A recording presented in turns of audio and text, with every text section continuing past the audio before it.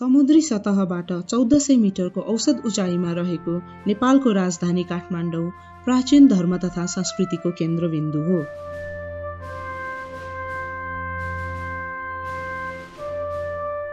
हरिसिद्धि काठमाडौँ उपत्यकाबाट करिब 10 किलोमिटर दक्षिणतर्फ एक ऐतिहासिक र सांस्कृतिक महत्त्व बोकेको स्थल।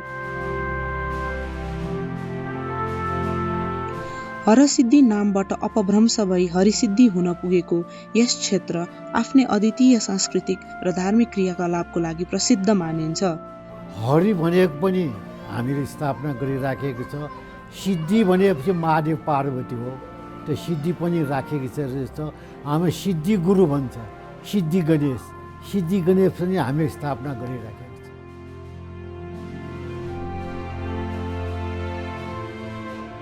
यहाँ विभिन्न किसिमको चाड, पर्व, जात्रा तथा समारोह मनाइन्छ। त्यसमध्ये हरिसिद्धि जात्रा सबैभन्दा ठूलो र महत्त्वपूर्ण जात्रा हो, जसले आफ्नो अलग्गै धार्मिक महत्त्व बोकेको छ। म धनबहादुर महर्जन पुजारी हो। पुजारी भएर बाजा बजाएर नाच नचाउने काम गर्छु। यो नाच बारेमा भन्नेलाई पुरा भन्नु सक्दैन मैले। पहिला यो नाच 3 महिना नचाउनु पर्ने। यो शिला पूर्णिमा नाच सुरु गरेर फागु पूर्णिमा सिध्याउने 3 महिना गर्नुपर्ने हुनाले न अरूले हेर्न सक्यो न हामीहरूले काम चलाउन सक्यो। त्यही कारणले पुरा एक सुखसागरको एक सिन, भिखमाप्ती राजाको एक सिन, स्वस्थानीको एक सिन,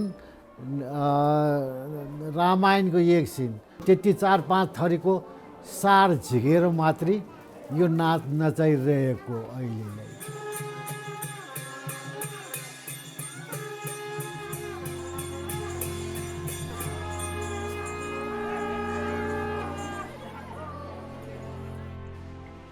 हरसिद्धि नमो नास्ति नाट्य ब्रह्माण्ड मण्डले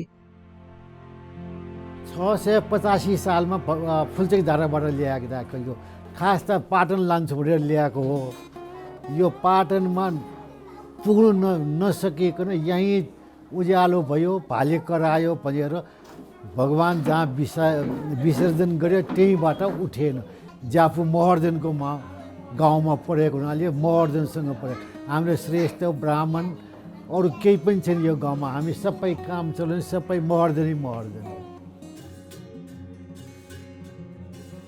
जलप्याख प्रतिष्ठित रूपमा त्यति बेलाको नेपालको सबभन्दा प्राचीन र प्रसिद्ध नाच थियो। धार्मिक आस्था अनुरूप जलप्याखका कलाकारहरू वास्तवमा स्वयं जलदीपको रूपमा लिइन्छ। त्यसैले यस जात्राको कलाकारहरू र दर्शकहरू बीचको सम्बन्ध देवता र भक्तहरूको जस्तो मानिन्छ।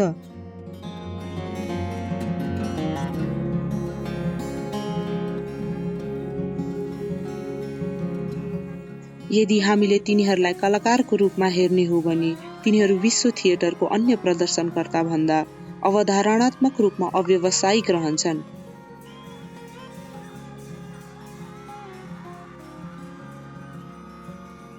जलप्याखलाई केवल प्रदर्शन मात्र भन्नु पर्याप्त छैन, किनकि यो एक महत्त्वपूर्ण अनुष्ठान हो जसमा नेपालका सबै देवी देवताहरूको उपस्थितिका साथसाथै हरिसिद्धिको सबै व्यक्तिहरूको विश्वास पनि समावेश छ।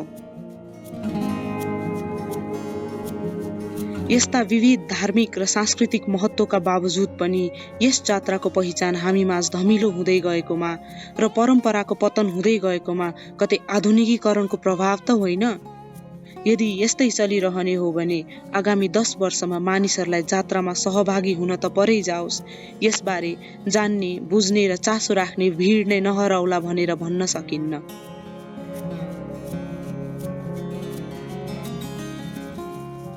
युवाहरूले यस विषयमा चासो नराखेको देख्दा हामी सदैव आवाज उठाउने गर्छौँ। तर के हामीले वास्तवमै यस्ता मुद्दाप्रति संवेदनशील भई सकारात्मक कदम उठाएका छौँ त? यस परम्पराको मूल्य मान्यता हराउँदै जानमा के युवा पुस्ताले जिज्ञासा नराख्नु मात्रै एक कारण हो, वा अन्य गम्भीर मुद्दा छन् जुन हामीले उपेक्षा गर्दैछौँ? के जात्रामा संलग्न व्यक्तिहरू स्वयं यसबाट टाढा हुन थालेका छन् त? के केवल मौद्रिक प्रोत्साहनहरूले मात्र अहिले जात्रालाई हालको गतिमा चलाइरहेको हो त? के जात्रामा सहभागी हुन कुनै प्रोत्साहन नभएको भए यस परम्परा लोप भइसक्ने थियो त? केवल एक क्षण स्मरण गर्नुहोस् र आफैलाई प्रश्न सोध्नुहोस्, के हामीहरू जसले हाम्रो संस्कृति र परम्परामाथि यतिको गर्व गर्छौं, यसलाई जोगाउन कुनै महत्त्वपूर्ण कार्य गर्दैछौं वा अरू कसैले यसको लागि काम गर्ला भन्ने सोचाइ राखेर बसिरहेका छौं? यो केवल देशको एक भागको एक जात्राको घट्दो सांस्कृतिक मूल्यमा एउटा आकर्षण हो। कल्पना गर्नुहोस्, यदि सबै परम्पराले उस्तै प्रवृत्तिमा लाग्यो र लोप हुन थाल्यो भने भविष्यमा के हुन्छ? हाम्रो युवा पुस्ताले हाम्रो मातृभूमिलाई प्रतिनिधित्व गर्न के हुनेछ? कथित रूपमा उत्तराधिकारीको उपाधि पाएका हामीले हाम्रो राष्ट्रको अमूल्य रत्न जोगाउनका लागि कार्य आरम्भ गर्ने यो एउटा उच्च समय हो। त्यसैले अहिले नगरे कहिले र हामीले नगरे कसले?